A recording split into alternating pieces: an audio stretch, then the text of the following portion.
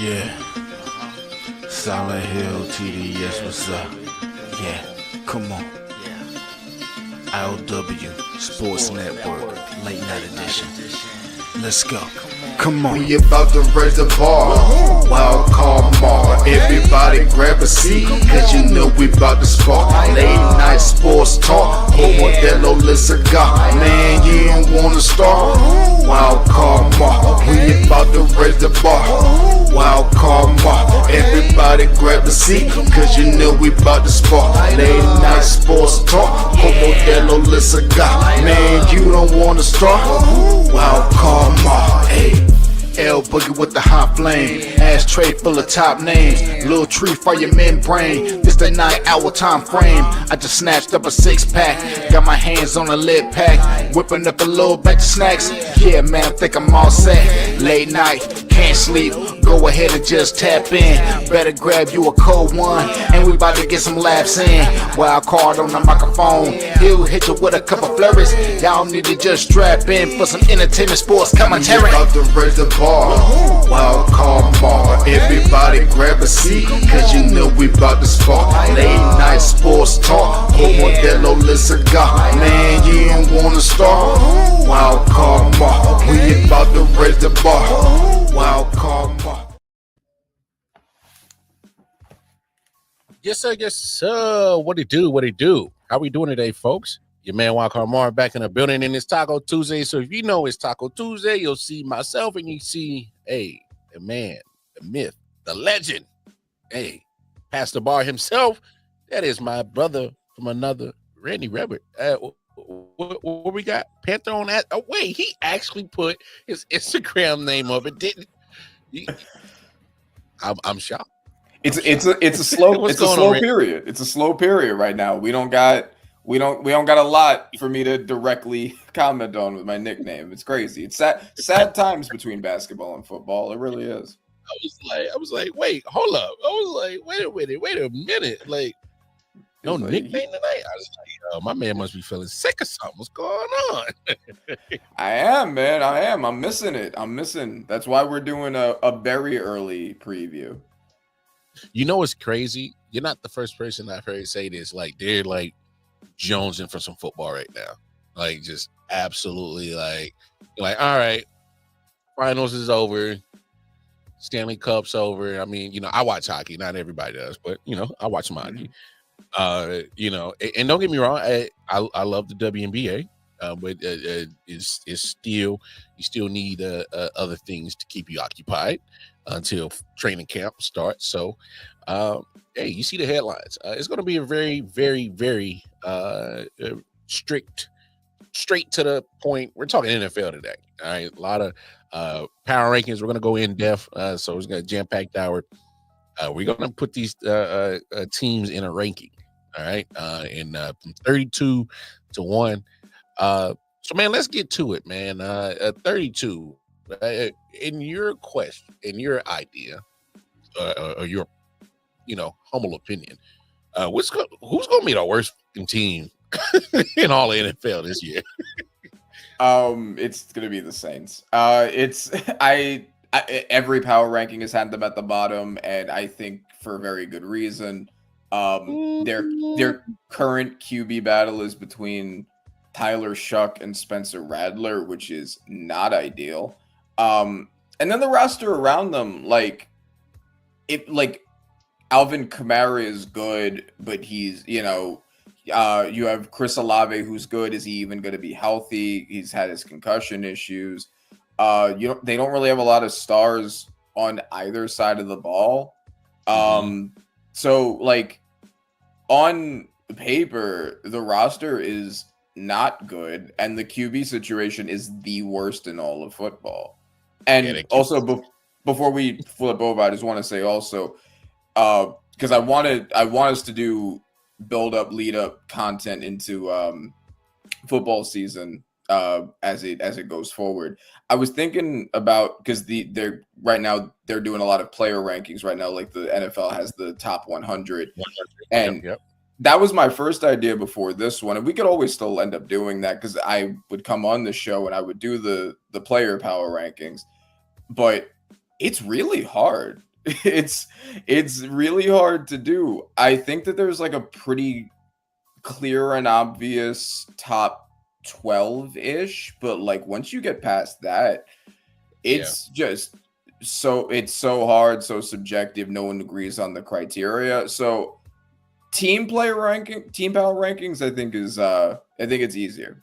Yeah. So Oh, I yeah. think this is Oh, a yeah. good place for us to start. But we're definitely going to do more building up into the NFL season. Oh yeah. Well, I mean, and honestly, because it is July, and for me, once we hit that calendar mark, once you hit July 4th, I'm like, all right, that's pretty much. You get some of the bigger things that's happening in NBA wise, whether it's free agency or trades or signings or something like that, and then it starts sizzling down, and then that's pretty much NBA will pretty much, I mean, summer league. I've been paying to summer league. Yes, Obviously. Yeah, Ace is playing tonight, so the Jazz they'll be in action. So if anybody get a chance, kind of let us know how that's going on for him. But that's just what it is. Like calendar wise, you're like, all right, and baseball can only do so much for me. yeah. And we'll cover some baseball and some summer league, some WNBA too. Like if some worth talking about happens in those, like we'll absolutely talk about it for sure. Oh yeah, for sure. But MLB yeah, I All mean, Star is happening yeah, around this time next week. Yeah, NBA. Not I'm sorry, MLB. Yeah. MLB. I know I'm tripping. Major League Baseball, so they'll have their All-Star situation going on next week, and so they'll be taking their mid-summer break as well. But I just love this time of the year because I'm like, all right, training camp's coming. Training camp is coming. And they're like, all right. And then right when you get August, you like, well, we get a preseason game, I think last week of July. So yes, I'm it's like 24th, I think. Yeah, it's the last week. You're right. Mm-hmm. And I'm just like, hell yeah, that's all we need is just another sign that football is here. But you're going with the Saints as the worst team in the NFL, and I don't hate it. I hate it for Saints fans is because they literally could have had their quarterback if they really wanted to, sitting right there. They chose not to, and they went the route that they went. And like you said, if anybody told you that the competition was going to be between Tyler Show and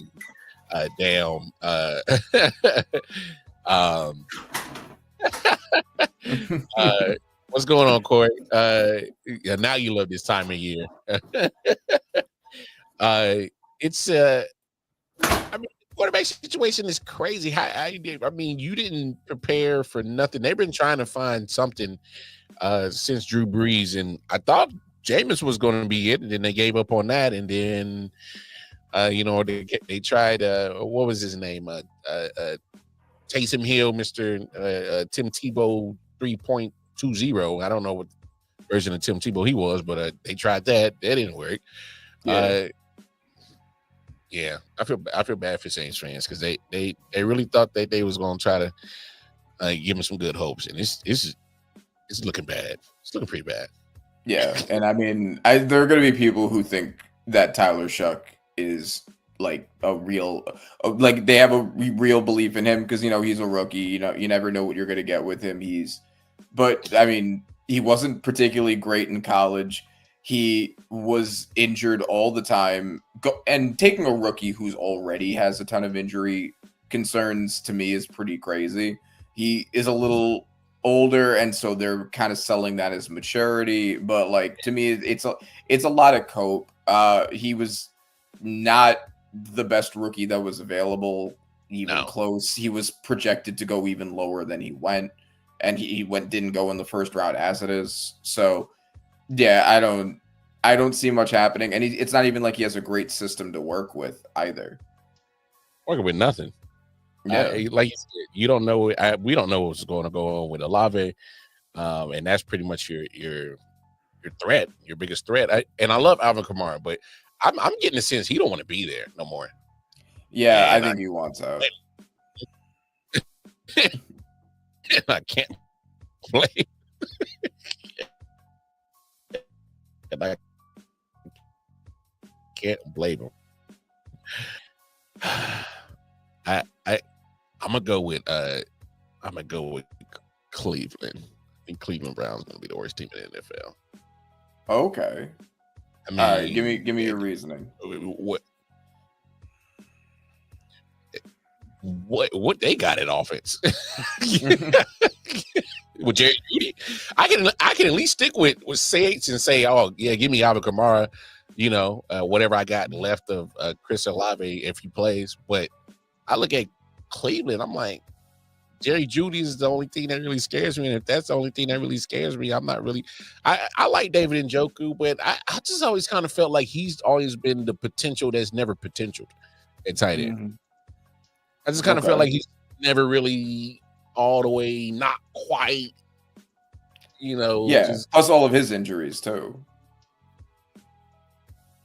That's what I'm saying. Oh, Alvin Kamara will fit right in the way y'all operating this year. Y'all take any kind of character in that building right now. It don't even matter. Don't care how old they are. No, not at all. So I don't know. I just was looking at Cleveland, and then you give Miles Turner, my fault, Miles Garrett. Yeah, you give Miles Garrett a big money, and that's gonna, like, I don't know how it's set up, but at some point you like, if I got so much money allocated to him, and we're still a bottom of the barrel team. I mean, they got 3 wins last year. Saints got 5. I could definitely see the Saints decreasing, and I can also see the Browns decreasing from 3-0. that's true, and I think it depends. Yeah, no, I know the offense is terrible. I mean, the reason why I didn't have them at the absolute bottom is because I don't think Shedeur Sanders, especially with not much to work with, is going to be immediately amazing or anything. But I think he will be at least solid, serviceable. You gonna win that job? Oh, I think I've seen it be made, I think, pretty clear that that's how it's going to at least end up. They may start with Joe Flacco and then transition to Sanders, but I think Sanders is going to end the season as the starting quarterback. I don't think you take 2 rookie quarterbacks without wanting to try one of them, right? Like, then what's the point? So I think that right. And also the Browns defense, I think, will be good enough that they could win some low scoring games with that, whereas the Saints don't really even have that. So that's why I didn't give Cleveland the lowest point. I still think they're going to be like bottom 5, right? Like, give or take. But that's why I bumped them a little bit. Who did you have 31? 31. I got Tennessee. Okay. I think Cam will eke out maybe 2-3 wins just off the sheer grit and personality that he has. But he's not working with much. Calvin Ridley, cool. I like him. What scares me about them is their defense, who has the talent, but at some point in time, I think they're going to have to trade Jeffrey Simmons at trade deadline. He's going to be too valuable. They're not going to be going nowhere. I think he's gone trade deadline. L'Jarius Sneed, who I still love it as a great corner, couldn't stay healthy for them in his first year in Tennessee, so that doesn't help them when you traded for him and you paid him, but he wasn't available for you last year. So they're hoping that he can be available. Other than that, I mean, Tennessee is just, new coach, pretty much new front office and all that shit. So they're rebuilding again, and they just rebuilt 2 years ago. So it's kind of like, I don't know. I'm not sold. Cam's gonna do a lot. He's gonna have to wear his cape for 17 games. Okay. All right. I think that's fair. My 31 is the Colts. And it's because if you look at the roster top to bottom, it's not horrible. Like, they got a serviceable wide receiver group. They got Jonathan Taylor. The defense is okay. I think that getting Travarius Ward was a great move for their secondary. They got Tyler Warren, who I think is going to be really good. The roster's not horrible, but it's that quarterback room. It's Anthony Richardson and Daniel Jones. I think it just does. The team's not good enough to be what they would need to be anything more than booty cheeks. Oh, so you're basing this solely off this quarterback room? Yes. It doesn't matter how good your receivers are if your quarterback can't get the ball to them. Like that's just how it is. If he's throwing nowhere near them, it doesn't matter how good they are. Hey, would you believe that I think Anthony Richardson's completion percentage last year was like, can't remember what it was. It was something just disgustingly bad. It was like in the 50s, yeah. Yeah, it was 51%. And I'm like, oh, that's not good. Oh, no. It's worse.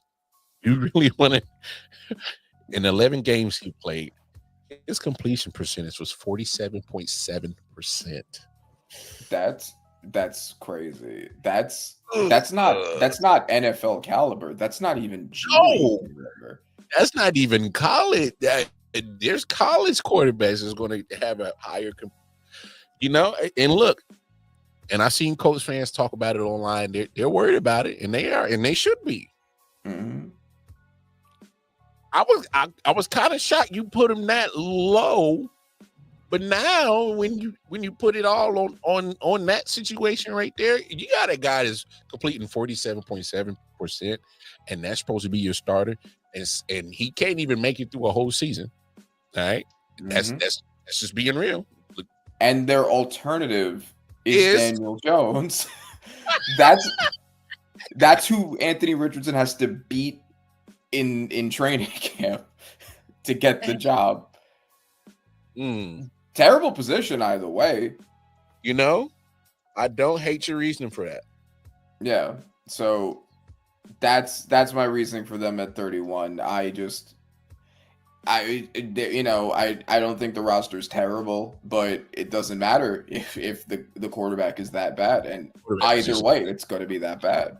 Position is terrible. Oh my gosh. Yeah, I'm actually, now that I'm looking at it, I'm actually kind of shocked they did not go in the draft and go get one. Yeah.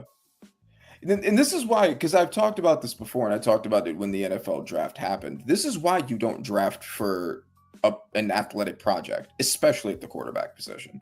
This is why, yes, Josh Allen worked out, and he wasn't good in college, and they went after him because of his freak show athletics, and he ended up working out.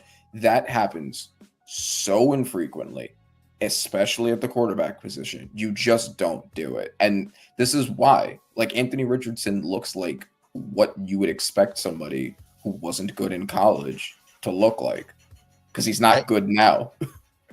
Well, I mean, physically, he is a freak, and I fell for it too. I'm like, I fell for the combine, and you look at it, and you're like, oh, this guy might be like Cam Newton-esque, and he's nowhere near that. I think it was 11 to 13 starts he had at Florida his last year, and that was his only year as a starter, and he was highly inaccurate, and he managed to, I'm not saying fool the scouts, but he kind of sold himself pretty damn good during that whole pro day and combine situation, and the stock rose, because I remember watching it, and we did an I.O.W special about it, and literally shot up the draft, goes top 5. I fell for it. So did the coach. But this guy got to do something. I mean, he got to. Anthony says, I think it's coaches. I think it's the coaches. Bo Nix wasn't surprising people at the combine, but he turned out good. Well, he went to a better coaching situation. I mean, like Sean Payton or not, which I'm not a big fan of him, but the guy, Kubota says that he can do the right things for the squad. So yeah, but this is the reason. This is the reason why I don't think that you rely on the combine to make your choices, especially for quarterback, right? Because yeah, Bo Nix was not an athletic freak, but he was good in college. He was productive. His completion percentage was insane. His passer rating was insane. His biggest criticism was that he threw a lot behind the yard of scrimmage. You know, like people thought like maybe he was kind of a game manager that was relying on a bunch of stuff, whatever, right? But like the production was there. And I think, yes, I think a big part of it was the fact that Sean Payton was his coach. And I mean, Sean Payton turned the entire team around. That team of really Pat Surtain being the only star, and they end up with one of the best O-lines and best defenses in the NFL. That's a very much a Sean Payton factor, right? Of course, but I don't think that. I think that's proof because so many people were low on Bo Nix because he wasn't an athletic freak and all of this stuff like this traits stuff. And then they were super high on Anthony Richardson because of his traits, despite no production. This is why you prioritize production, and I think this is a testament to that. Yeah. And no, you bring up a good point. Like, no matter and I think what it was is you look at I think it was the actual way that Anthony Richardson looked at those combines. You're like, I don't know if I pass that up because it screams potential, and that's the only problem. I get it. There's a whole bunch of potential, and you can never. And that's the thing about when it comes to potential, it's a gamble because you don't know if the thing is going to blossom and actually mature to what you think it's going to be, and that's just crazy. And right now, Anthony Richardson is not looking remotely close to what I thought, and I'm pretty sure what the coach thought they were going to get. He's not looking nowhere close to it. Yeah, no, he's not. My 30 is the Panthers. I'm not buying it from Bryce Young. I like that he showed improvement in the second half of the year. He did. I don't think he has enough help, even if he has himself improved. Leggett might end up being that guy, but I don't think that that's something you can rely on. Like, I know he's someone who a lot of people are saying might be the breakout, and he might be, but just looking at it on paper right now, they had not only the worst defense in the NFL, but one of the worst defenses of all time last year. And they, I think, did a good job addressing it in the draft, but they're relying on a lot of rookies to be the difference makers there. And I don't know how reliable that is. Bryce Young has been arguably the worst quarterback in football, or at least one of them, for most of the time he's been in the NFL. And then he had a resurgence of being solid for the second half of last year. I don't know if I buy it. This feels kind of like a Trevor Lawrence tease to me. I don't know if I buy that he's good now just because of that. And, I need to see more of a sample size first. So yeah, I don't think that there's enough there for them to be significantly better than they were, even if he ends up being individually improved. Fair. I'm actually go. Yeah, I'm gonna put. This is why I put New Orleans right here. Some of your points that you made earlier about New Orleans, is I'm just giving them at least 4 wins off of GP because they're gonna have to appease those fans, otherwise it's gonna get loud. It's gonna get, because those man, the damn Saints fans is passionate, man, and they're getting restless. And believe it or not, I'm not a big fan of that guy, but if I'm Spencer Rattler, man, try to make your mark right here. I mean, I think this competition is so open for you to definitely go and win it and take it from Tyler Shaw. I mean, Tyler Shaw wouldn't scare me if I was, on that same roster. Like, go get that job. But I would say the same thing in the other direction. If I'm Tyler Shaw, Spencer Rattler doesn't scare me. It's a Richardson and Jones situation, but arguably I think even worse, because at least Richardson and Jones have some traits you can get something out of. We've seen a coach get something out of Daniel Jones before. They can both run. Neither of them are good quarterbacks, but there's at least something. With Shuck and Spencer Rattler, I don't even think that. Yeah, now that's fair. That's fair. Who you got at your 29? 29, I got the Jaguars. The Jaguars, I have been the Trevor Lawrence hater for a long time. I have been the Trevor Lawrence skeptic, if you will. I think I'm done with everybody being like, oh, but this is going to be his year. No, it's not. He doesn't have a year. It's done. He's not a good quarterback. And that's just how it is. I am only putting them over the Panthers because Brian Thomas Jr. and Travis Hunter is going to at least probably raise his floor a bit, or maybe raise his ceiling would be a little more accurate. Like that's a good group. Travis Etienne is a runner. He's good. The defensive line of the Jaguars is also pretty solid. You have John Hines Allen, and then you have the Trayvon Walker, who was much better than he had been last year. So it's a solid defensive line. They had the worst pass defense in the NFL last year, but Travis Hunter should not fix it, but should raise its floor. I have confidence that he'll raise its floor.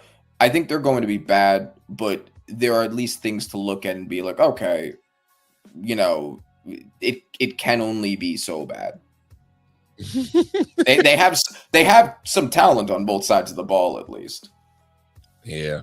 It's gonna take a minute. I mean, new coaching staff, and it's funny I got the Jaguars right there at the same spot at 29. I just thought that was just a perfect spot for them because I don't think they're gonna be good. But like you said, the addition of Travis Hunter, hopefully with him and Brian Thomas can help get something sparked, because Brian Thomas was acting a damn fool last year in his rookie season, had a great season, and did very well for himself. But I'm right there with you, man. We just got to get off the Trevor Lawrence train, and I'm off of it. I'm 100% off of it until he can show me that he can take care of the football and stop being a turnover machine and put his team in position to win the game and stop getting his coaches fired. I'll rock with Trevor Lawrence. I'm not going to blame him for old boy from Ohio State, Urban Meyer. I'm not going to blame him for that. That just didn't work. That wasn't going to work.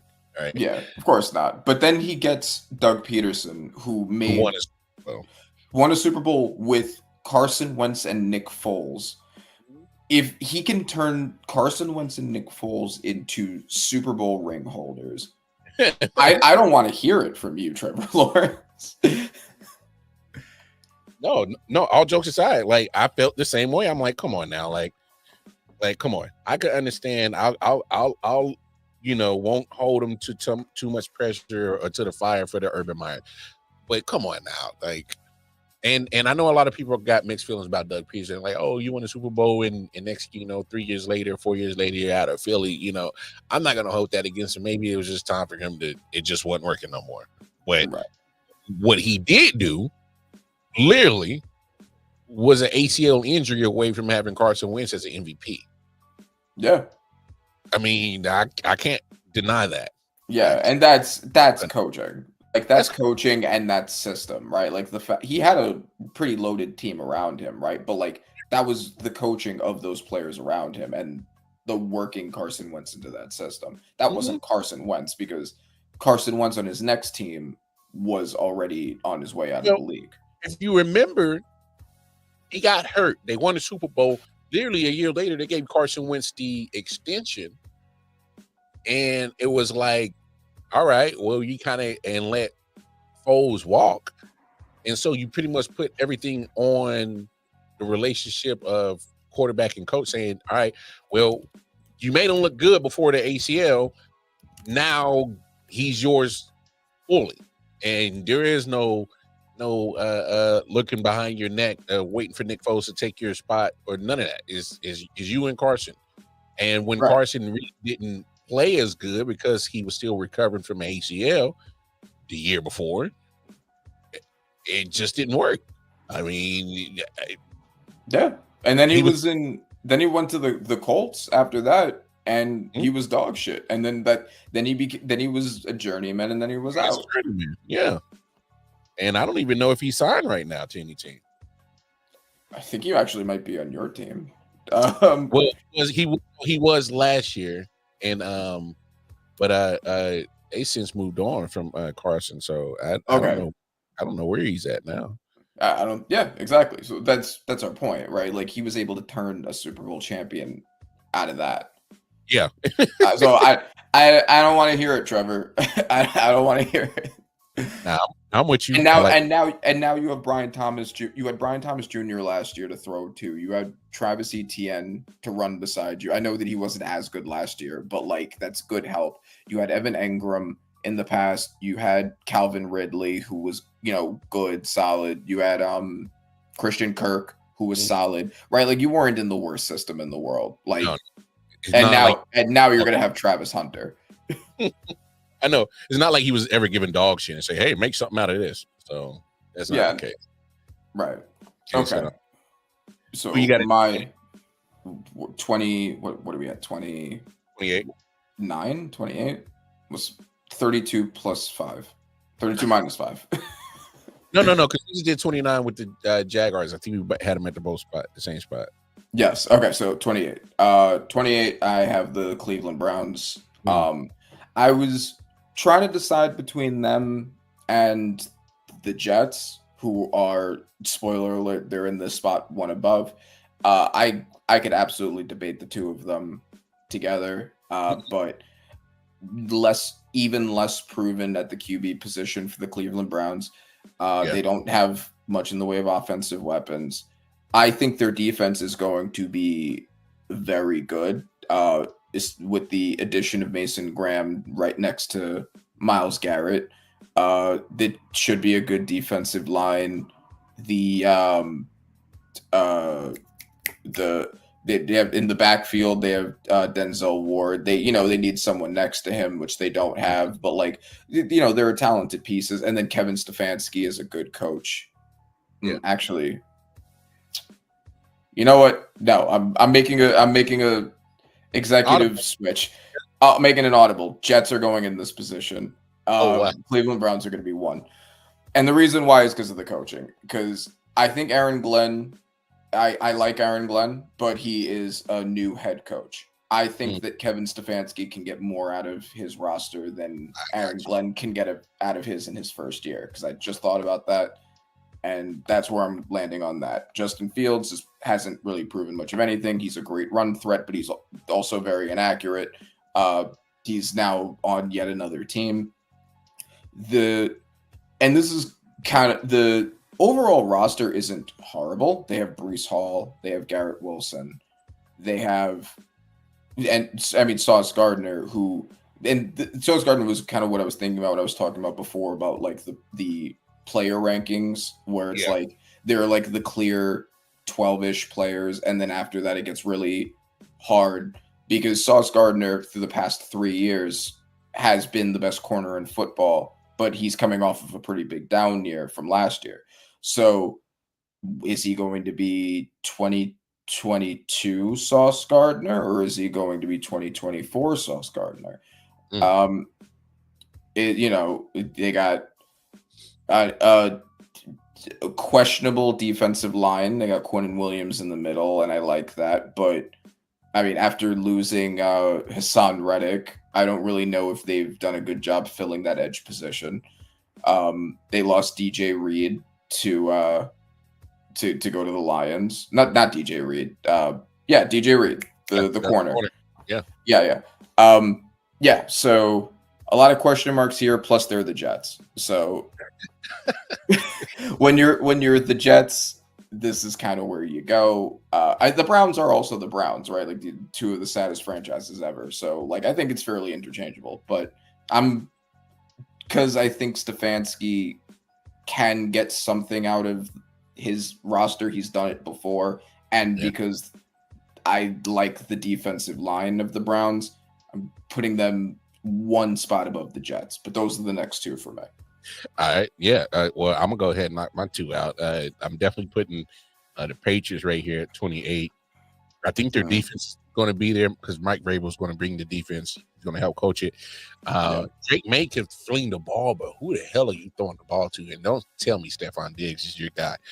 I get it. He's too worried about smelling BBL butt. So that whole little situation, whenever that whatever.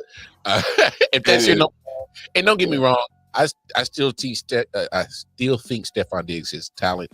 I just think coming off of ACL injury that he had, if he was more focused on rehabbing and getting ready for that instead of smelling BBLs, I don't know. It's just been a very noisy offseason for him personally, and that just goes very the opposite, despite what player wise of what Patriots players are known for being. So I just don't think that's a good match at all. Him and New England. And then I'm gonna go ahead and put the Panthers right above them. I'm still worried about the offensive line. Are they going to be able to protect Bryce? He did play better second half, but and the guy literally had to get he got his ass kicked and got benched and had to sit and watch the other guy get his ass kicked, and then he went back in. It was like, all right, I learned a little bit about all that ass kicking and played well. So I do give him that, but still, when you have, like you said, and to your point, defense still matters. When you have that historically bad defense that you had, I don't know where that puts you. That puts you, well, I do know where that puts you. That puts you in shootouts every week, and have fun with that. Shootouts are fun in the NFL. All right? Yeah, exactly. Like Joe Burrow had an issue doing shootouts. You think Bryce is going to be able to do it? Again this year. You're going to be in that same situation again this year. Yeah, and I trust Bryce Young with Xavier Legette significantly less than Joe Burrow, Jamar Chase, and T. Higgins trying to do that. True. A lot less. Yeah. Who you got at your 27? 27, they're about... Oh, no, that was your 26 because you went... Yeah, because I did two spots. So. Yeah, you went Jets and Browns. So, yeah, 26. My fault, 26. 26. I think I got the Cowboys 26. I got the Cowboys at 26. I think their coaching is going to be horrible. They were very bad last year. Dak Prescott is now coming off of another injury. Damn. Okay. Yeah. Coming off of another injury. This is a team that has talent, right? Like you have the wide receiver room of CeeDee Lamb and George Pickens, right? Like that's I'm calling another audible. All right, you know what? I'm calling another audible. Patriots are going in this spot.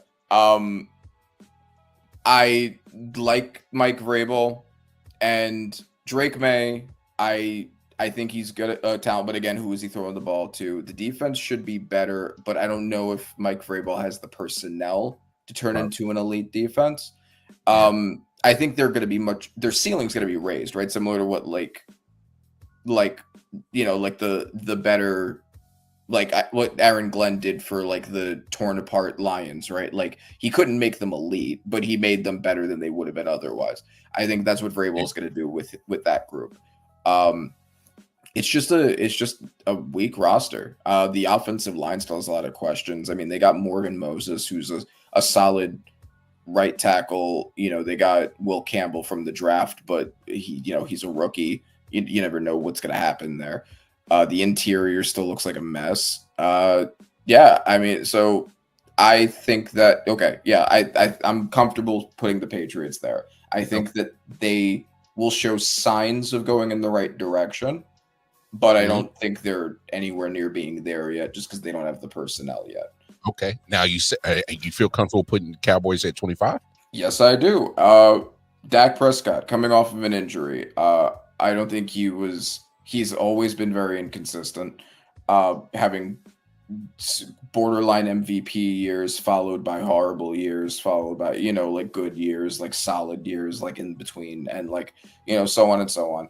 I don't know what he's going to look like coming back from this injury. Again, really good wide receiver duo. But I mean, George Pickens comes with the diva factor. You never know what's happening, what that's going to do to a locker room, especially one that doesn't have a strong leader presence. And the Cowboys don't have that now. Because their coaching is probably going to be booty cheeks. Offensive line still has a ton of questions. Tyler Guyton had a horrible rookie season last year at the left tackle spot. There's definitely a lot of pieces there that have some questions. They still have Micah Parsons, but they lost DeMarcus Lawrence, and they already had a really bad run defense last year. I think that's probably going to get worse. I liked Donovan Ezeraku a lot. I was a big fan of his, and they took him to put next to Micah Parsons. So I think he will be good. I don't know how good he'll be immediately. And then they have a good corner room, but Trayvon Diggs gets injured a lot. We don't know if he's going to be healthy. They got what's the corner's name that they got in the draft? I forgot his name. Yeah. Here, hold on. But hey, you know what's funny? As Siobhan Revel. Okay. Yeah. Yeah, Siobhan Revel, who I liked a lot, but he's also coming off of an injury. I think it was an ACL actually. Yeah, torn ACL. So you don't know what's going to happen there. Deron Bland. They have a good corner room, but a lot of questions around if the personnel is going to be there. So a lot of issues on that team. That's what I'm going to say there. A lot of issues. Good personnel on paper, but a lot of issues with that personnel. So, I do a Chiefs podcast. Homie Chris Dow, shout out to him. Arrowhead Chiefs podcast, and we just did our show today, and he brought up an interesting point. How in the hell are they going to react when it's going to be that game where CeeDee Lamb has 12 receptions, 183 yards, and 3 TDs, and George Pickens has 2 catches for 30 yards? Let that sink in, Cowboys fans. It looks good on paper, but I'm letting look. Do you understand the significance of the Pittsburgh Steelers letting go of wide receivers? Like, they are notorious for drafting great wide receivers. They draft them, groom them, turn them into stars. But if they move off you, it's because there's a reason for it. Mm-hmm. Like, understand how great AB was. They moved off of AB. Yeah. And they were right to, at the time they did. They used the talent when they had it, but they were right to move off of him at the time they did. That's when he was really going heavily into decline. And mentally, like he was going crazy. I think he still played well for a few years after that, but he was like his brain was in decline. I'll be clear. He was being too much of a distraction. All right. And the fact that you now have been moved, I'm just, it says something, George Pickens, and because your attitude is going to show out that day where CeeDee Lamb is rightfully so has earned that right to, get the majority of the targets as number one wide receiver. Now you're in his house. You'll get the ball when you get it. And the CeeDee got it. And he's going to have to be okay with that. And I don't think he's mentally prepared to be just okay with that.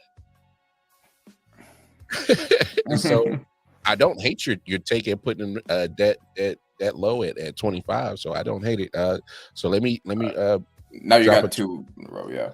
Yeah. I'll drop a 26. Bears. I don't trust Caleb Williams. That's going to be a big disagreement for us then. That's and that's fine. And I know how good Ben Johnson is as an OC, but he's not an OC now. you're head honcho, and there's certain things that you're gonna have to run the team. You're gonna have to run the team, and yeah, I like some of the additions that they're doing to try to protect them and give them some weapons, and they're trying to get younger. And I love some of the pieces on defense, like Jalen Johnson in the corner. I love him on defense, but I'm like, I don't know if I trust Caleb Williams, man. I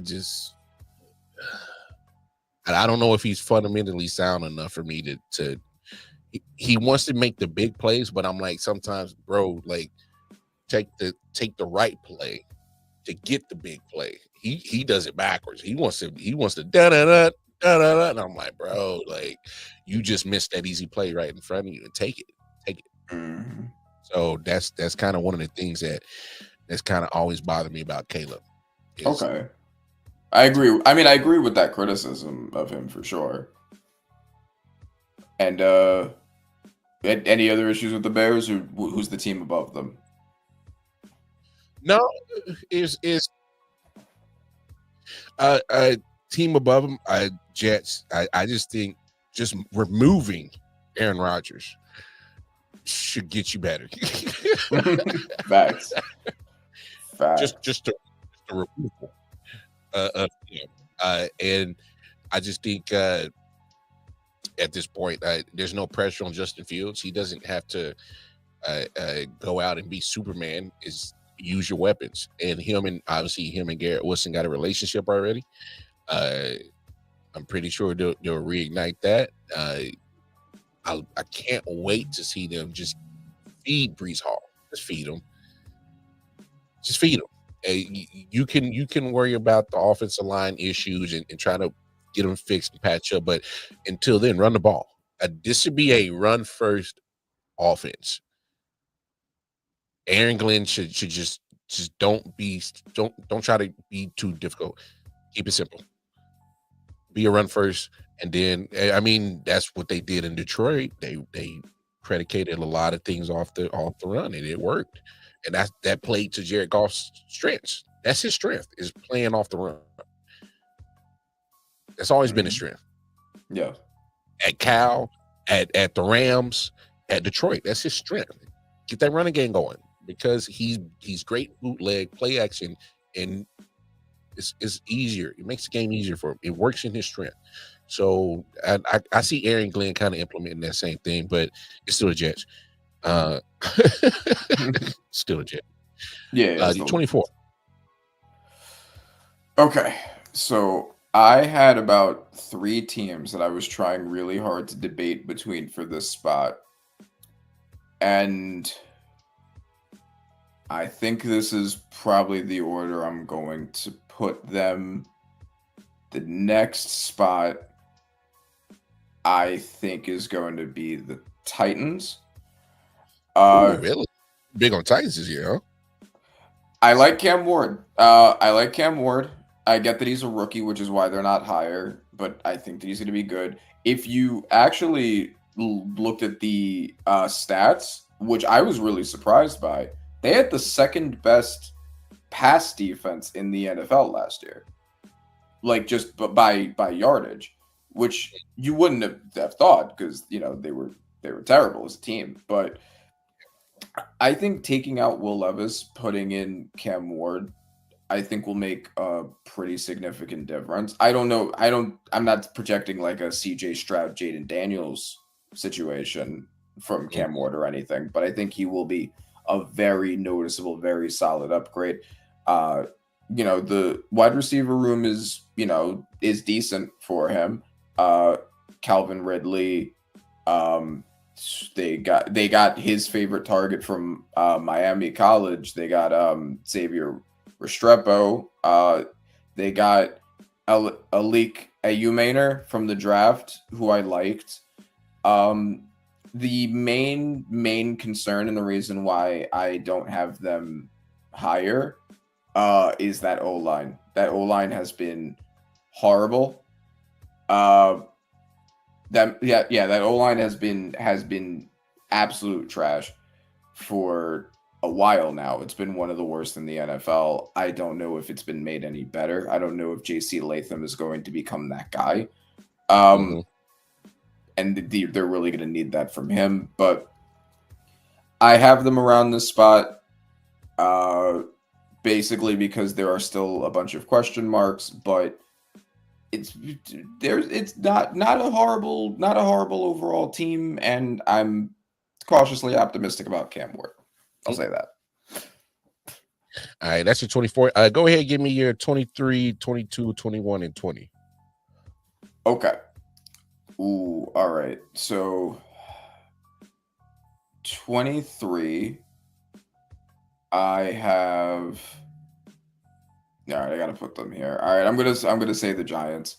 I think I'm putting my Giants here. I think the defense is going to be crazy, and I think that's going to be why we aren't horrible. But the offense is suspect. It's Russell Wilson. I don't trust him. I think he will be. My guess is he's probably going to be mid. He's probably going to be all right. Maybe a little inconsistent, not horrible.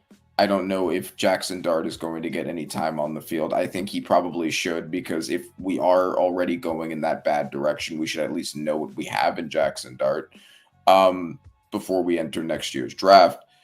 So I do expect us to see him on the field to some degree, but I don't know if he's going to be any good. I'm still pretty cautious about him.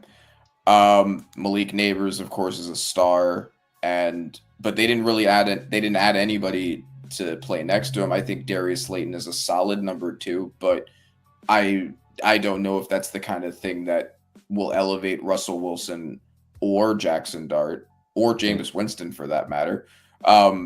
Just having the one super weapon and then a couple solid ones in Darius Slayton and Wan'Dale Robinson.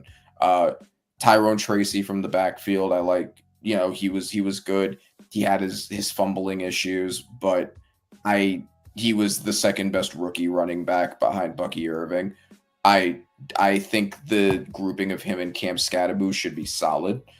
But the offense has a bunch of question marks. That defense is going to be crazy, though, and I think that's going to lift their ceiling significantly. But I think that's still going to end up with them being around here. The next team, I have I'm going to say the Dolphins. I like Tua. I've said before that I think he's one of the most underrated players in sports. I like him a lot. He clearly makes the team better. I don't think it's just because of having Tyreek Hill and Jalen Waddle, because some of his best games ever were when they were out. Tyreek Hill, we don't really know what he still is, right? Because 2 years ago, he was arguably the best football player in football. And then last year, he fell off of a cliff and disappeared entirely. A lot of that is probably largely because Tua was out and he was playing with Skylar Thompson. So I don't know how much I blame him for that, but I need to see if Tyreek Hill is still that Tyreek Hill, because he is on the older side. And then, of course, there's Jalen Waddle there. Devon Achane is a solid running back. They have good coaching. The defense has been very good, and it consistently is getting better. They did add to it in the draft in ways that I think are solid. The defensive line, because I was going to say, and getting Minkah Fitzpatrick was solid for the secondary, but they don't have corners, and I'm very concerned about that. They gave up Jalen Ramsey, and they didn't replace him with anybody. Well, they got me that specific position, but he's a safety. Yes. Yeah. Their corner room is suspect. So I don't really know what to make of that. And the reason why I kind of have them in this area is because if Tua is healthy, they should be better than this. If Tua is not healthy, they're going to be significantly worse than this. And that offensive line, they did not do nearly enough with to make sure that he's not throwing up gang signs. So,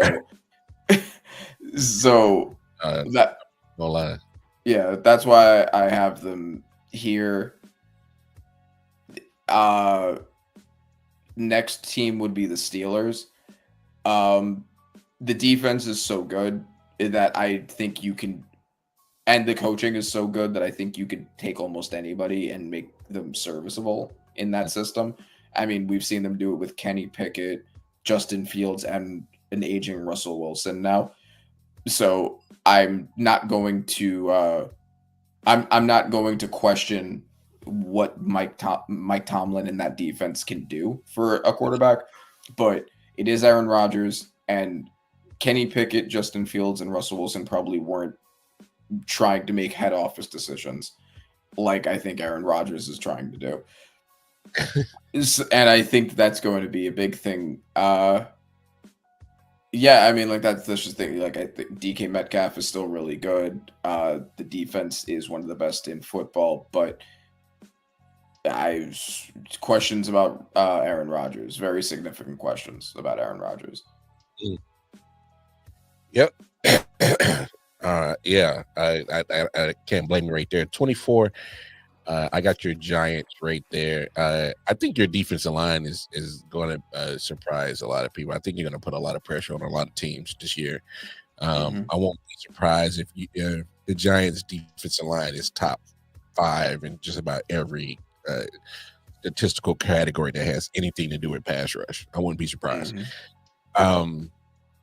23 Arizona. They're scrappy. But scrappy can only do so much. I need consistency, and mainly from Kyler Murray. It's like you're predictable every year. Start hot and then you fade. It's predictable. I mean, you've done this every year since you've been a starter. You start hot and then you fade. And then there's some times where there's either some type of injury or you're too banged up and your performance goes down with you not being able to sustain the durability of playing a full 17 game schedule. I mean, it's just proof, man. That's just what's been going on with you. All right. Yeah. Come on, man. You gotta I love your tight end McBride. Fantasy God at tight end now. He's been killing it. Him and Brock Bowers are pretty much your new look fantasy towards them at the top of the tight end position. Come on, Marvin Harrison Jr. is a monster. I don't know. Hey, look, I don't care. You just throw him the ball. Just throw it his way. I don't care. Where's he at? 18? All right, just put it in the vicinity. You'll get it. Don't just put it in the vicinity. He'll take care of the rest. All right, trust. That's how good he is. That's what Ohio State's been doing. All right, they've been shoving them out. All right, so some of the best wide receivers been coming out there at university. And Marvin Harrison got the name. I mean, come on, just don't play. All right, just put it in the vicinity. So Arizona right there. I'm right. Miami right there, 22. Same reasons you got it. They could easily creep up in this list if you're talking about durability with Tua. And that's the only and the offense would click, and because his accuracy is crazy. Yes. And we talked about it with them getting Darren Waller, and maybe that could potentially unlock some juice left in his game. We know what a mismatch he was when he was at the top of his game. So, look, it's on him. 21 ATL. I like Michael Penix. Something needs to. Here's my thing. Where was the pass rush? It was no pass rush from ATL last year. Their defense, which is crazy because I love the way that they put that secondary together. And I'm like, oh, you totally wasted it because you had zero pass rush. Because I love Bates and I love Terrell, who they got on the outside. So it's kind of like, what are we doing? Like, don't waste a good secondary with no pass rush. And yeah, so it just didn't work out. But they got to fix that. If they can fix that and get some more production. Kyle Pitts, You talking about potential that just won't potential? Mm-hmm. It just won't maturate. I'm done. I've waited long enough. He's marinated long enough. He's been in the oven long enough, and he won't cook. I'm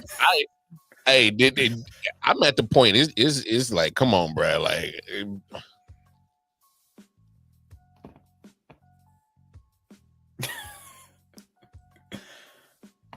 it's like that. It's like that meme with like the guy with the stick. Like, come on, like, be a good tight end. You talking about literally when he came out in his class, and I'm like, yo, dude could be, he could possibly, not to put no pressure. I was like, he could possibly be like a Shannon Sharp type, Mm-hmm. Because Shannon Sharp in his prime, he was giving the business. Like, trust me, all right. As a Chief fan, I saw him. He used to work he used to work us. So, like, chisel, solid speed. Like, this dude might have something. Almost Shannon Sharp, Vernon Davis type. And it just ain't quite. Nah, yeah. All right, Coach, I'm trying to give him the benefit of the doubt. Hey, here, Tony. I really think that they could possibly win that division, because I think that division is really not that spread out as people think. I think it's pretty close. From 1, 2, and possibly 3 and 4. I mean, if things really shake, it might be a possibility 4 might be better than 1. And anyway, the AFC South is bonkers in my opinion. But I got Coach right here. It's like Anthony Richardson, bro. You. And like you said, and Daniel Jones is the alternative. Damn. I'm actually giving them a little bit too much love, because that situation right there is disgusting. Mm-hmm. I'm giving too much love. All right, big dog. Go 19 to 15. So I got 3 teams that are all in the same division that I think are all kind of, depending on how certain things go, can all end up being around the same area. And you could absolutely also mix and match these teams. I have all of these teams splitting their series together. And I'm going to say Cardinals.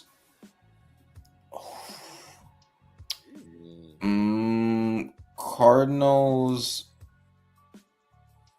Seahawks, 49ers.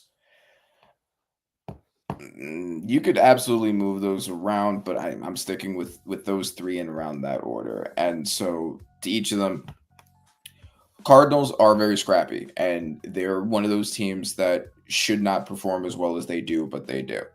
I loved the addition of Josh Sweat. I thought that was really important for them. I think that they also had a phenomenal draft. So I think that their defense should be significantly better than it was last year. And yeah, I mean, it is also with rookies. And what I said about the Panthers with their rookies, but in this case, these were much higher touted rookies. Walter Nolan, Will Johnson, right? Like these guys are guys that should be immediately ready to, depending on Will Johnson's injury, whole thing. But Marvin Harrison Jr., I know that he didn't have an elite season last year. He was disappointing by the standards we had put on him, but he was still very good. And he absolutely has room to grow. You don't have to immediately be incredible when you walk in, like in a second year with a little bit more to around him. I think he absolutely could end up shooting up that wide receiver, those wide receiver stats. Kyler Murray, I like. He's good. He's a very much a good quarterback. He's not a great quarterback. He's not a bad quarterback. He's a good quarterback. He's the perfect example of that bracket right there. And I think that he will be solid. I think that he will play decently. Trey McBride, like you said, one of the best tight ends, top 5 tight end in the NFL right now. They got some pieces, and they've James Conner also really underrated running back. They've won games that they shouldn't have with less than they currently have. They've had the most that they've had in years now. So they could also be a surprising team that shoots up the brackets right here. They could also end up being a little bit worse. They could end up being worse than the past couple of teams that I put behind them. But they have a big range. Seahawks, good roster overall. I had a lot of questions about what they were doing with this wide receiver situation, moving DK Metcalf, moving Tyler Lockett, bringing in Cooper Kupp, who's going to play maybe 5 games. At least they have JSN. Okay, yeah, I mean, I don't know if I would go as far as 5th best, but I get your point, right? Like it's a range. It's a big range, and I agree with that. So yeah, I mean, the talent. Larry, so the issue with my fault, Randy. The issue with Kyler Murray is not the talent; it's he can stay all 17 games and stay consistent. He was just talking about pure talent wise, and he easily top 5 quarterback if you talking about talent wise. I'm talking about quarterbacking, putting it all together. And that's where I have an issue with Kyler Murray, is putting it all together, because the talent is not the issue. Yeah, he'll smoke a lot of these quarterbacks in the NFL, pure talent wise. All right, so yeah, he's got exactly. Yeah, he's talented. It's just a matter of like the consistent production, and that's always been his issue. He hasn't consistently played like a quarterback with the talent that he could, but he's a good quarterback. Seahawks, I said, very good defense. A lot of great pieces in their secondary. The wide receiver situation, like I said, had been super weird. They have JSN though, at least. Kenneth Walker has been kind of up and down, but he's a good running back. The defensive line should look really nice. Leonard Williams has been a star for them. They have him next to Byron Murphy. When Byron Murphy comes back, that should be an elite interior duo. My reason for not putting them higher is, of course, Sam Darnold, I think, is a scam. I think that he is fool's gold. I think he's a scam. I think that Minnesota pulled an absolute fast one in making him look like an elite quarterback. I do not think he's going to be for Seattle. I think that the team, I mean, look, Geno Smith was a journeyman who ended up playing well for Seattle, right? But he was playing well mostly for Pete Carroll. Pete Carroll wasn't there for his last year, but he also had an elite receiving room to throw to. Now that receiving room has been blown up, and now Sam Darnold, who's a very similar background of a quarterback to Geno Smith, is now being entered into that room and being expected to play well. Sam Darnold has only ever played well in an insane situation, and he is not going to be walking into an insane situation. So I do not believe in him.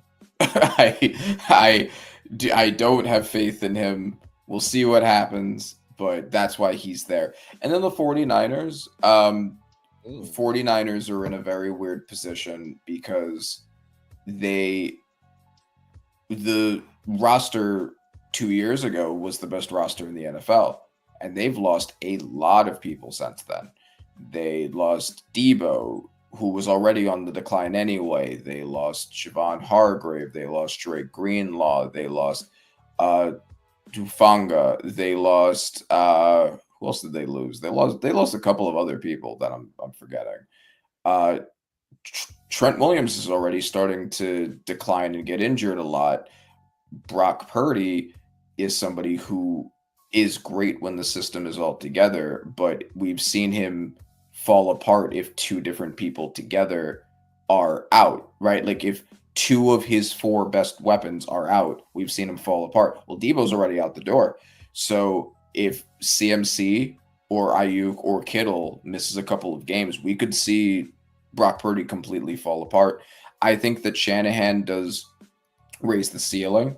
I thought that they had a really bad draft, but I think that Shanahan is able to get the most out of guys, and I think that he could end up turning those guys into good players. But a lot of question marks now with the best team in the NFL, essentially the best roster on paper, being diced up as much as they've been diced up.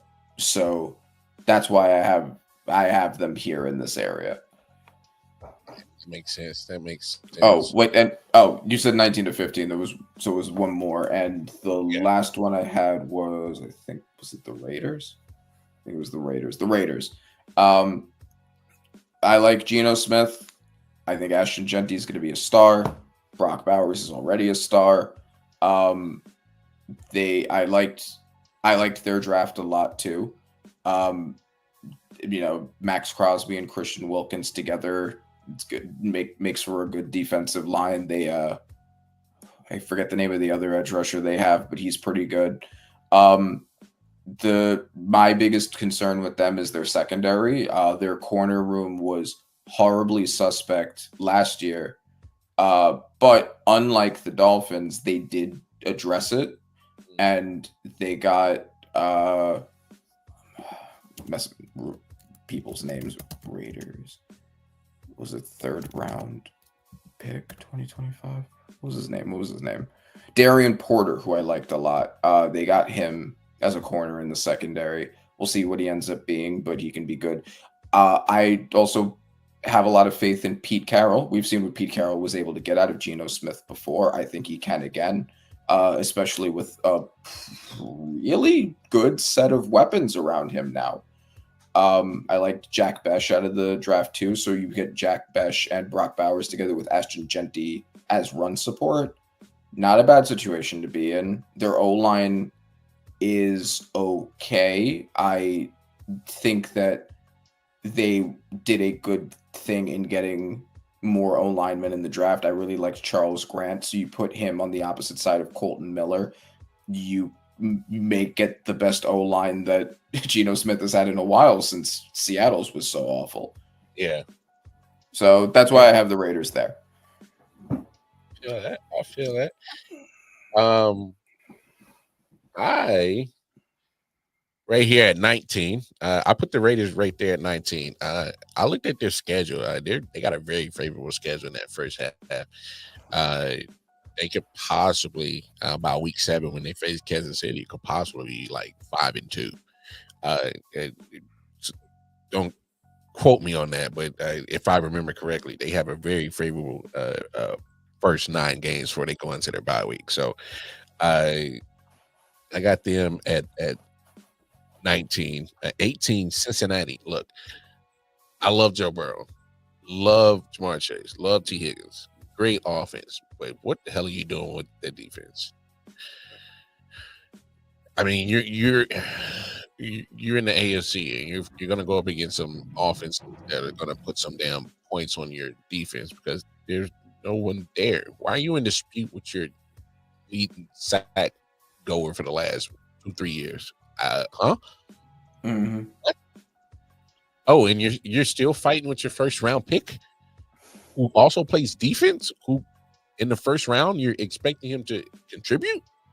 And he was also another one of those athletic freaks, but was bad as a football player in college picks.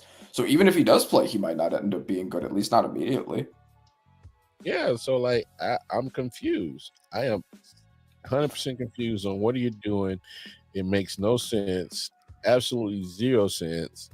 So Cincinnati right there at 18. I got San Francisco right here at 17. I'm giving them the benefit of the doubt that the coaching experience with, like you said, with Kyle Shanahan. Now he has his quarterback for sure because now they paid him. He turned out to be the best one to fit your system. But like you said, if just one bolt is missing, seems like it kind of falls apart. But you already paid him. Hey, that's your guy. Yeah. So we'll see what you guys. So I got them at 17, Dallas at 16. They'll contend probably for a wild card and probably scrap for it if they actually grow some hair and like play football comparable to what they look like on paper. They can actually be somewhere to talk about, but we know what happens. And like you said, Brian Schottenheimer is nothing fancy. All right. Mm-hmm. I don't know what your expectations, Dallas. You'll be middle of the pack at best. At best. So they're at 16. Pittsburgh at 15. If they could somehow. That's the perfect spot for the slightly above 500 team. The team that you put them exactly at slightly above 500, which was perfect. It's literally the Mike Tomlin factor. He always makes chicken salad out of chicken shit for some reason. But like I said last week when we were talking about the trade, he gets veteran teams the most out of them, and I think because they buy into a more of a system.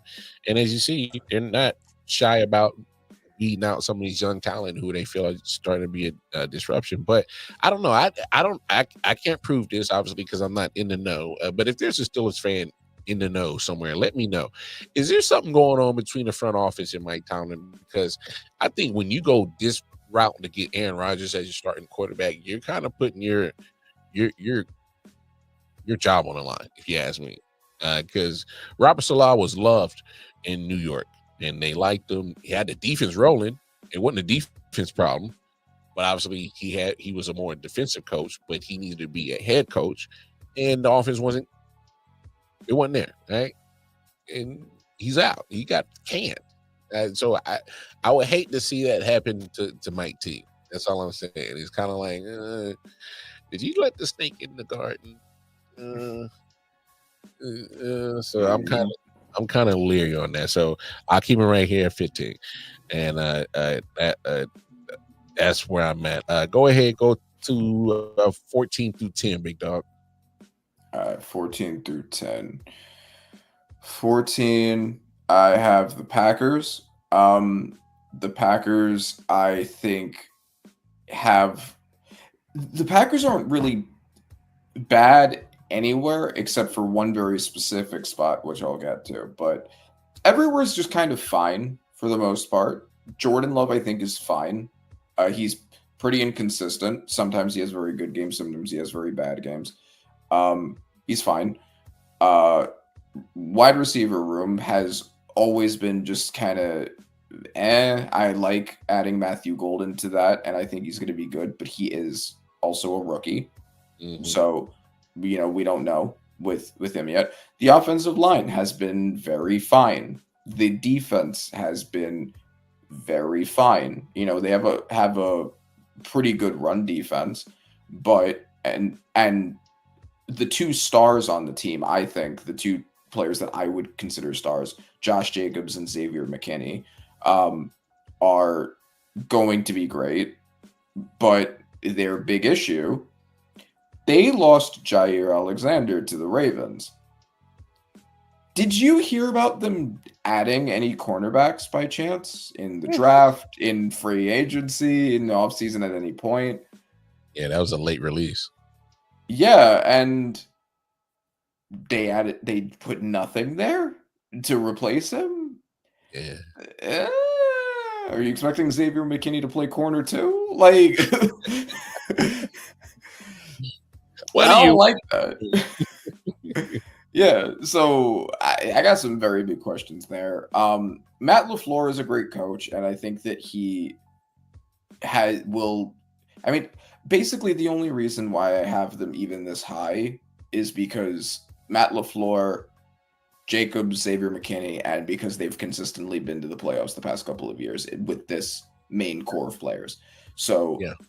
I think that they will get there, but I think they're a very average team, and it'll depend a lot on who they're playing. That's kind of how I feel where they're at. Yeah. 14. I have. I think I'm gonna go with the Falcons here. Falcons. So the Falcons, I am kind of wary of just because I liked Penix a little bit. We saw him as a rookie. Yeah. And what I've always thought about the Falcons is that the Falcons are a team that was one individual thing away from becoming an elite team. Because I like Penix and I think he's going to be really good. They have the wide receiver core. They have the running back. They have the O-line. They have the secondary, like you said. It was just really the defensive line. They weren't able to get pressure at all. And then they added two of the best edges in the draft.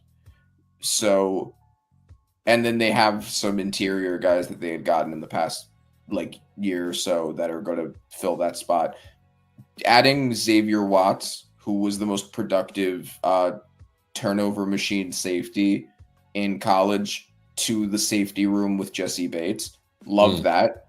I think that's going to be nasty with AJ Terrell back there too. Yeah.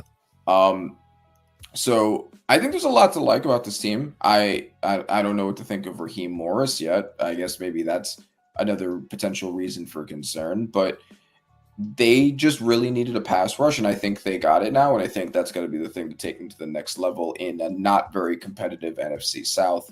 I think that now they really have the chance to compete against the Buccaneers.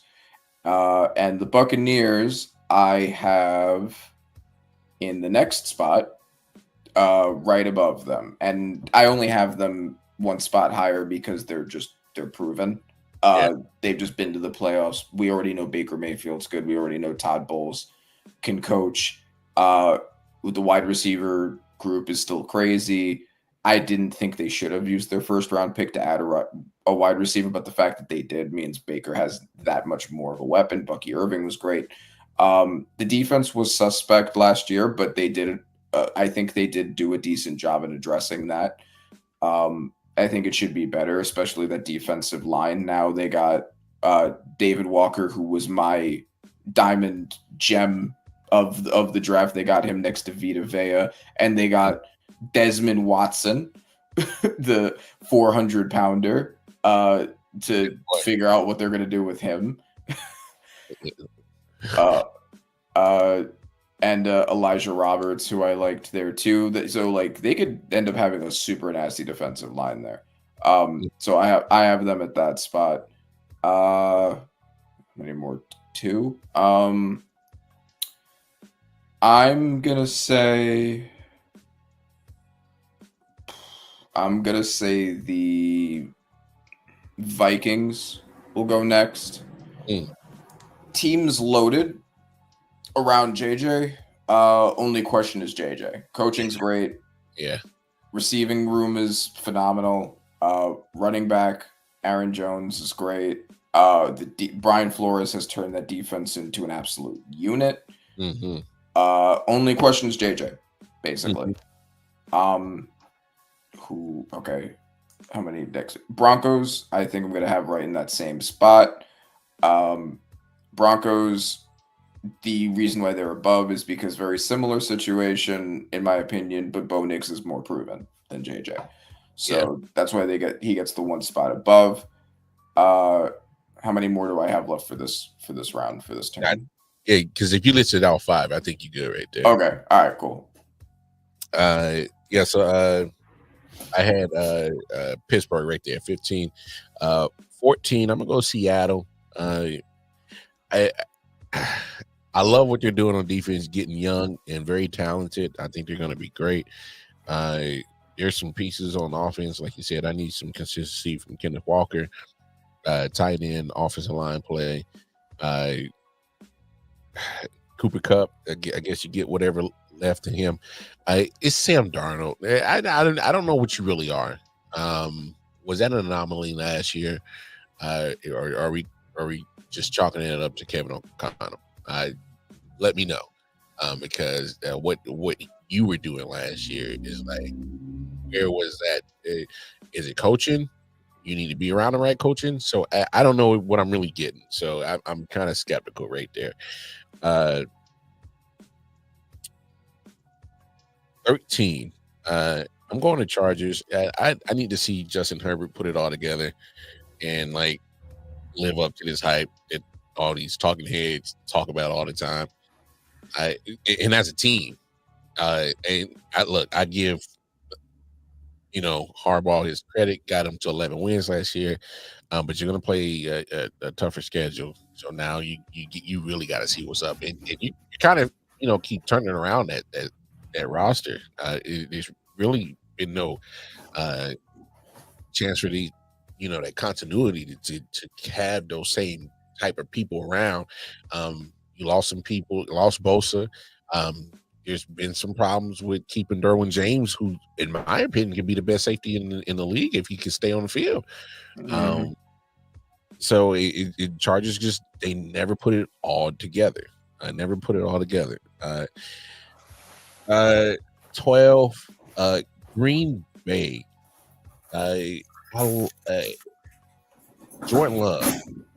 It's sometimes it's like, come on, man. Like, what were you thinking on that play? And then what are you going to do on defense? I don't even know if they're going to have an average defense. I don't know what's going on over there on the defensive side.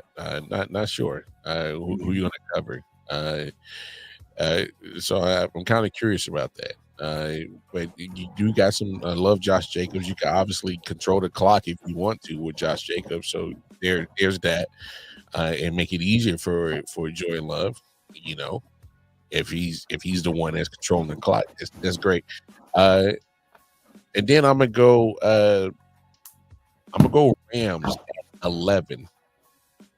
Rams at 11.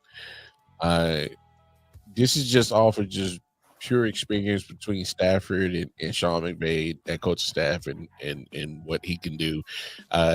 I'm pretty. They're scrappy as hell. That defense played really well last year for the Rams. I was surprised because the first thing you think, oh, you losing Aaron Donald, ain't no way that defense is going to be worth a damn. And then next thing you know, they actually played some good defense. The Rams did. So there's that. And so I think they're going to be a solid team. And if they want, they could take this division if they really put it all together. And I got Houston at 10. I got 2 9-7 seasons from this team. And that AFC South is really not that great. You should be blowing that division out the water. And the fact that you're not, and you're literally going into the playoffs at 9-7 both years. Yeah. You should dominate this division. But you're here because you are in that weak division. And by default, you kind of, but look, I think the talent is definitely there on the defensive side. They're going to fly. That secondary is going to be low key, probably one of the better secondaries in the league, in their pass rush, because obviously they're going to get after the quarterback. So I got them at 10. So go ahead, go your 9 to 5, and then we'll like this join out. So I'm calling another audible. Because I'm calling another audible because honestly, the Broncos at least should be like 3 spots higher than I put them, and I have 3 teams to fill the spots below. Commanders, I'm putting underneath, and the reason why is because I get how well Jaden Daniels was able to carry that team with basically just Terry McLaurin. I am not going to bet that he's going to be able to do that as easily again, especially now that teams have seen him. Right. So, and they didn't, their biggest issue was edge. They didn't really have much of a defensive line, and they didn't do anything to add to it. I don't think their defense is going to be any better. I think Jaden Daniels, and the reason why I have the Commanders and the Bengals, I'm going to have them back to back, is because I think they're in a very similar situation, which is they have a great quarterback. They have at least one great wide receiver. In the Bengals case, it's two. And that's basically it. And they're working off those 2 or 3 players to carry the entire rest of the team. I think the Commanders are going to be in a lot of shootouts next year. And I don't think they're going to be on the best side of all of them. So I have the Commanders and then the Bengals there because at least they have 2 wide receivers instead of 1. And because Joe Burrow is more proven. So I have those 2 there. And then I have the Bears. And oh man, you are high on these Bears, bro. I am high on the Bears, and I will explain why. Caleb Williams clearly had talent coming out of the draft. There was a reason why he was picked first overall. His situation was terrible. Matt Eberflus was a horrible coach. The offensive line was one of the worst in the NFL, and they had DeAndre Swift, who the year prior was in the top 5 in rushing yards behind the Eagles O-line, and now Bears fans wanted him kicked off of the team because of how bad he played behind the Bears O-line, the same one Caleb Williams had to work behind. Yes, he did hold on to the ball too long. I agree with you that he tried to do too many ESPN plays. He tried to play hero ball. That was in his scouting report. That was a thing that he did in college too. But he could have done better with that if the O-line wasn't actively working against him.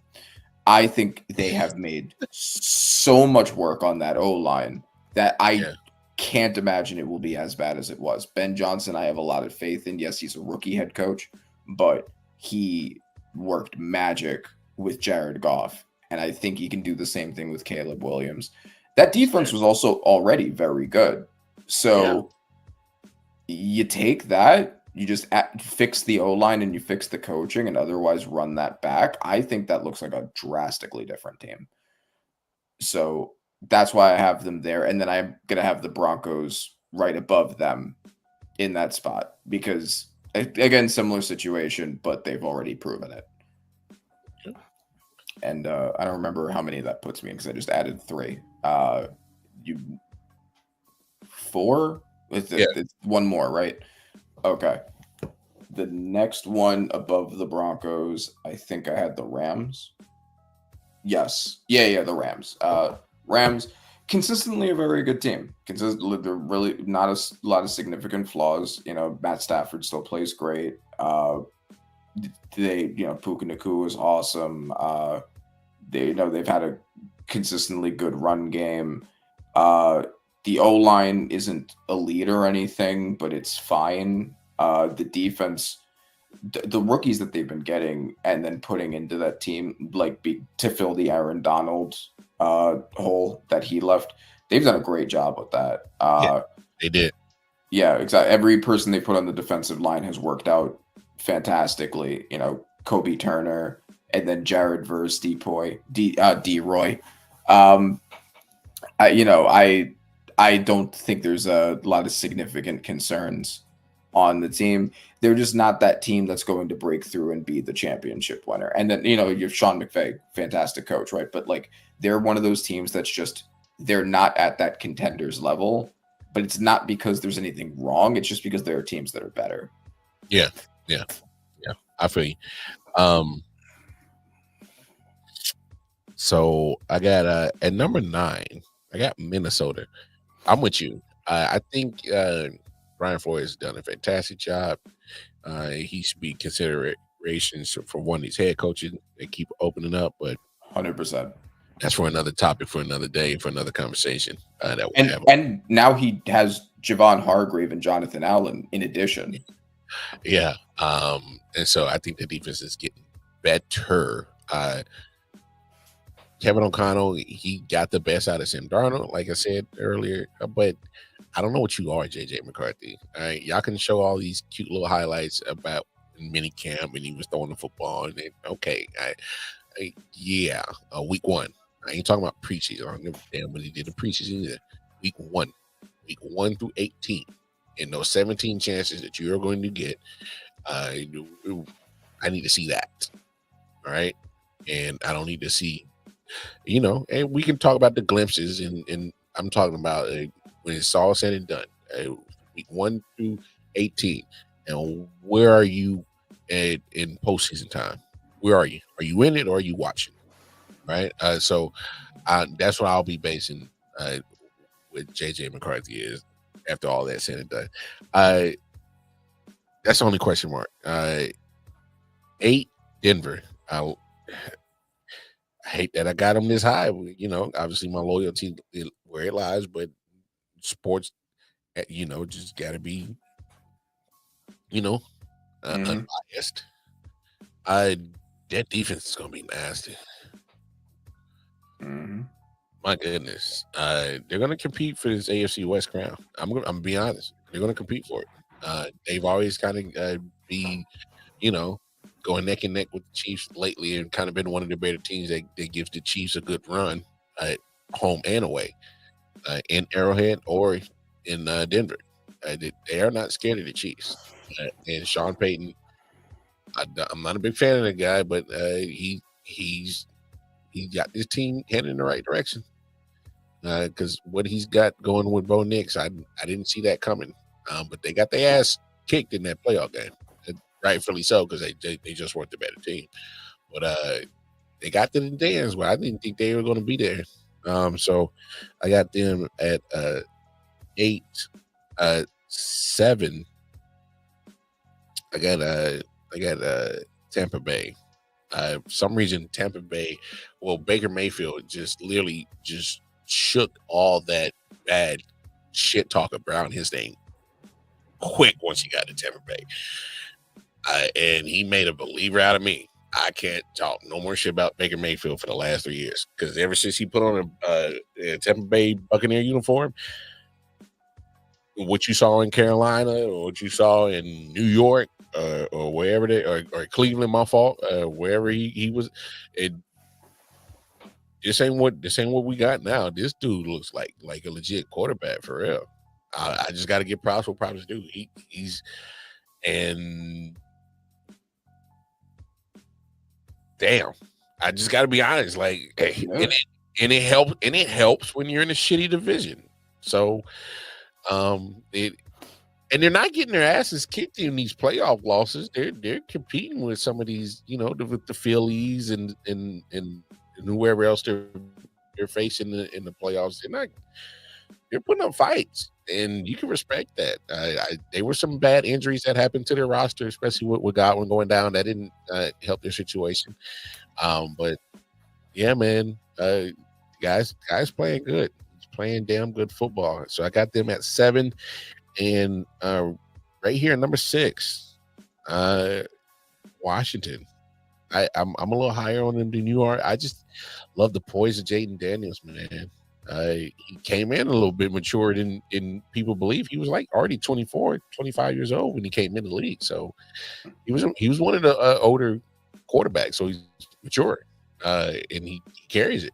And they're they brought back a lot of their people. I know they lost some, but for the most part, kept Austin Eckler. They brought back, made sure a priority to bring back Bobby Wagner. He was good for the locker room. He led the defense in tackles. So, look, you got your quarterback. We'll see what Debo does for them. I don't know if they're really. I don't know. I'm kind of off of Debo now. We'll see what he does. So there it is. Your top 5, big dog, and we'll round it out. Well, so I actually think that I have 7 left because there are 7 teams left that I didn't name. So okay. Go ahead. I will run through. So 7, I have the Texans.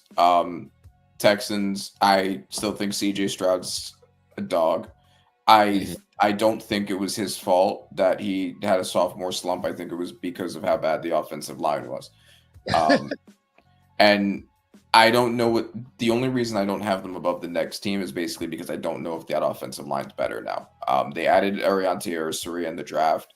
They moved some other pieces around, but I don't know. And they fired their offensive line coach. But I don't know if this offensive line can creep up back to average, they're a Super Bowl contender. My only reason for not having them higher is because I don't know if they've had that yet. Defense is absolutely loaded. They have Will Anderson and my pick for the most underrated player in all of sports, Danielle Hunter. They have an incredible group in the secondary now. Just possibly the best secondary in all of football. The wide receiver room, Nico Collins has been one of the best wide receivers in football. They lost Hank Dell and Stephon Diggs, but they replaced them with the Cyclones, Higgins and Knoll, who I think are going to be really good. And Joe Mixon, who's played like an all-pro last year. So it's just the offensive line. You fix that offensive line, this team turns into a contender basically overnight. Chargers, I have above them. Chargers, I'm always that team that gets scammed by that. Always that guy that gets scammed by the Chargers. And I'm not necessarily saying that they're going to do anything in the playoffs, right? This is just looking at the whole team as they are, right? There really aren't any flaws in terms of like roster construction. The only flaw is that they only have one proven wide receiver, but at least they've added to it, right? They added Trey Harris in the draft. He might end up being good. I think he'll be pretty good. So if they get at least a solid wide receiver to complement Ladd, and that was their biggest flaw, and then it's fixed.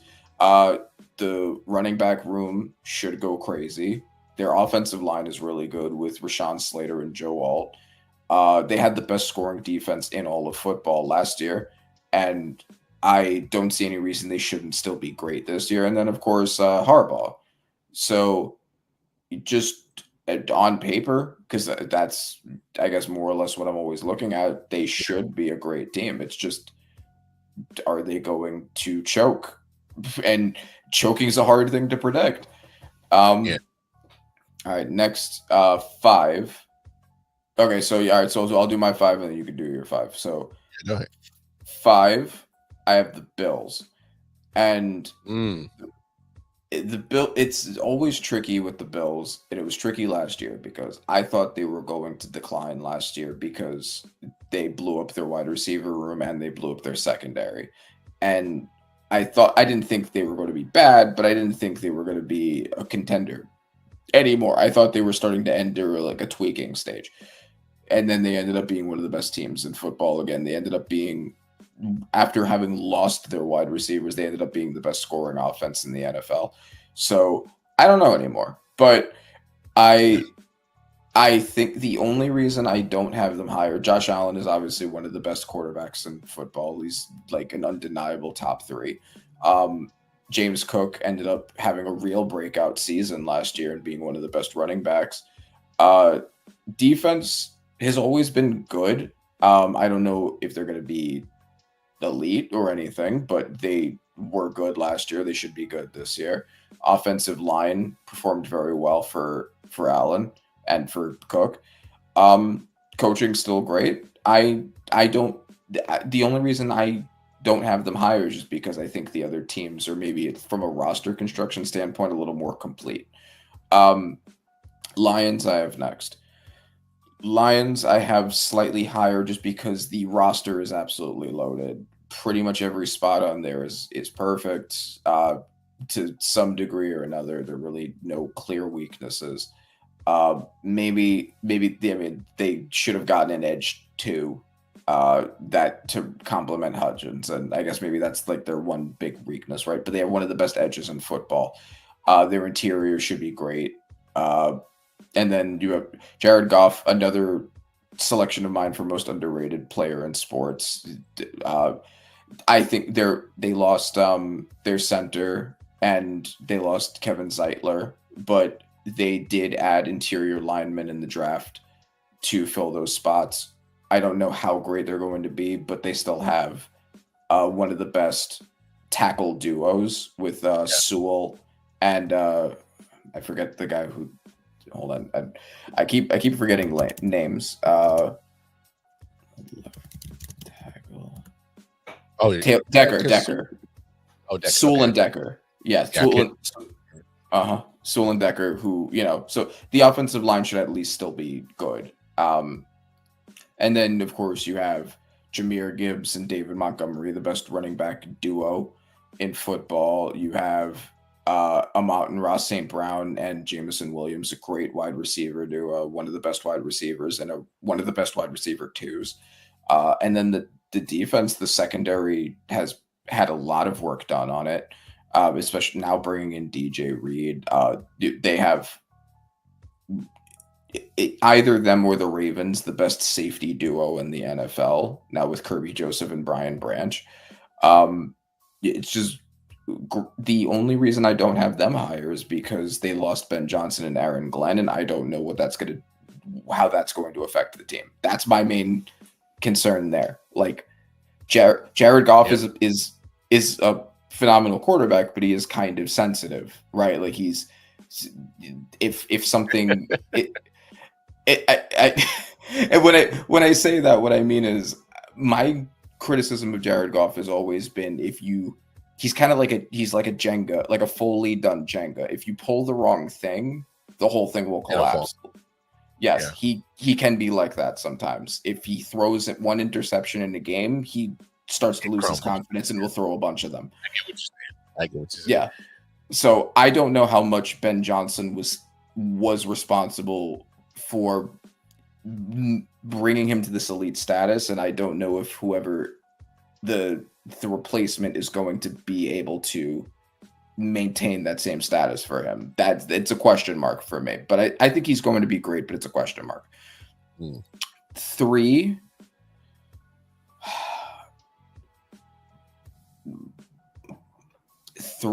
I'm going to say the Ravens. Ravens have roster absolutely loaded also. I mean, Lamar Jackson, again, one of the 3 best quarterbacks in football. Him and Derrick Henry, one of the most insane quarterback running back duos maybe in NFL history. This year, bro. Yeah, and then the offensive line has, kind of always had rotating pieces around, but they played well last year. They got most of their core guys back, so they should still be good this year. One of the better centers. They got their left tackle back. They didn't end up losing him. That defense also, their biggest issue last year was pass defense, and damn did they fix that. Damn did they address that. In addition to Kyle Hamilton, now they got from the draft, their first round pick. Malachi Starks. Yes. Malachi Starks. So they're another possible best safety duo in the NFL right there. And then they added Jair Alexander. We don't know how healthy he's going to be, but he should be great when he's there. And then, they added to the defensive line too. They added Mike Green. I think this team should be great. And then the final 2, of course, are the 2 that were in the Super Bowl. And I'm going to say Eagles and then Chiefs. Chiefs, number 1. I'm not betting against the Chiefs. My only concern, of course, is do they have a left tackle now? And do they have a left guard now? And that is, of course, going to be my biggest concern. But the Eagles also lost some pieces. They lost Josh Sweat. They lost Milton Williams. So both teams have to tweak their weaknesses to get it back on track. But Mahomes and Andy Reid, I'm never going to bet against them. That's just how it is. if I bet against them, I feel like I'm just going to be made to look stupid. So I'm going to keep them at number one. If he had a left tackle last year, he would have won the Super Bowl. So hey. Almost. I mean, obviously, I think everybody has the top five. The top five. I actually got Detroit right here at 5, and strictly just for exactly the same thing you said. I have no idea what this team is going to look like without those. You lost both your coordinators, both of them. I don't know. Until I see it, I don't know. But you're still a damn good football team. It's still a damn good team. I have Buffalo at number 4. Yeah, I need to. I'm not hating that Josh Allen won the MVP. It makes sense, but I just think they just really. I'm like, did y'all really see what Lamar Jackson? His numbers was. So my logic was this: if you gave Lamar Jackson the MVP last year when his numbers were not nowhere near what he did this past season, and you didn't give him the MVP, you definitely should have gave it the MVP just off the base that you gave him to it on the year before on lesser numbers. I was just confused. I sounded like look, however they vote, they vote. I just thought that was odd. And don't get me wrong, I know they're going to probably try to penalize him because Derrick Henry had an MVP like season behind him. Because if we're really talking football, they both should have been in the conversation for MVP. So, look, it is what it is. I just got Buffalo right there. I just think that it's going to be. I think Baltimore's just a better team. Especially when you add what you on that defense. That defense, they're I think they're going to be very stingy on that defensive side. They're trying to make it real difficult because they're tired of that guy. They're tired of that Mahomes guy. They're tired of him, and so is Buffalo. So, but I got Buffalo right there for it. I just love what Baltimore did all season. They got better. I got them at 3. I got the Chiefs here at 2. I got to see what you got at left tackle. I just got to see it. It costs you now 2 Super Bowls. So, yeah, fix that. It's funny. You're a little more critical of your team than I was, but that's kind of how it always is, right? I think that I ranked the Giants lower than you did too. So, well, I mean, if we're really being honest about it, Randy, Patrick Mahomes, if he had a left tackle in 2 Super Bowls, he would be 5-0 in the Super Bowls. Yep. There's 2 losses on his resume now, and it's because of void of protection. And if you give that to him, he brings you a championship. You don't do it, and you lose him. I think it's simple. It's simple mathematics for me. Protect him, he gives you championship. You don't, get what happened. And they're losing these. They lost in their left tackles literally in AFC championship games. But this past one is because they really had to move your all-pro left guard to play left tackle. But then you realize, oh, he's still a left guard. It's kind of so I give Joe Tooney his props. He did what he could, right? Yeah, he did what he could. No, it's true, and it's not fair that he, I guess, was penalized for the inability to play a position he shouldn't have had to play and had not played. And the fact that he was like at least survivable at that position, I think should be seen as like a testament to him, right? Like he pretty much was their left tackle. I can't remember the week it was in the regular season, but pretty much then on through the playoffs. Yeah. They got DJ Humphries, and then he ended up getting hurt. And I'm thinking like, well, okay, so he's back.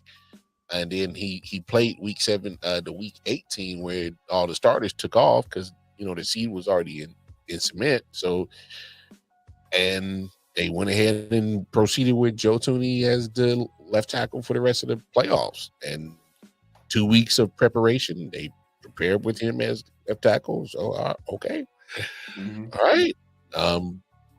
Not like Philly did anything extravagant. They said, just rush him. He's a guard. Right. Just rush Yeah. it. So yeah, I mean, I guess I could say that like I could understand not having the Chiefs as high as I did, and I guess maybe there's just a level of, but it's Mahomes and Reed that I'm relying on a bit. The Eagles roster is more complete. It is. It's true. You know, Jalen Hurts isn't as good of a quarterback as Mahomes, obviously, but it also doesn't have to be. That like yes, even no, like the Eagles lost Mekhi Becton.